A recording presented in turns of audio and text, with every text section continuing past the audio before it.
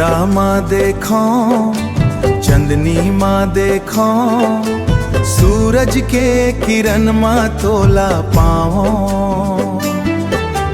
धरती औ गगन संझायो बिहान, हर एक नजारा माँ तोरच पहचान। हर एक नजारा माँ तोरच पहचान। तोर चेहरा दिखे गोरी मोरे घर के दर्पण माँ, माया के रंग बिखरे हैं मोरे हर एक सपना। तोर चेहरा दिखे राजा मोरे दिल के आंगन माँ, कहीं के हावस संगी मोरे जिंदगी के धड़कन माँ।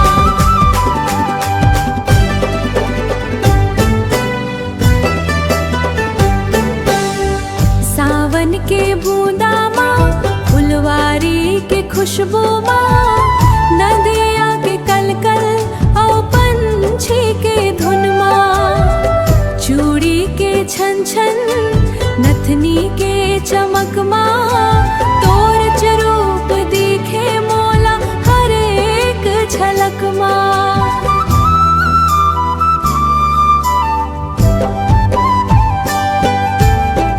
नींद के सपना माँ, बहिनी के बतक ही माँ, मोर मन भटक थे तोर माया के गलियारा माँ।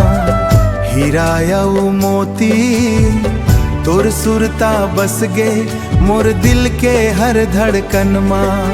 झरना के धारा माँ, सागर के किनारा माँ, तोर संग बीते हर पल मोर तकदीर के सहारा माँ। जब तक जिंदगी है तोर बिना ये दुनिया मोला धूरा लगही।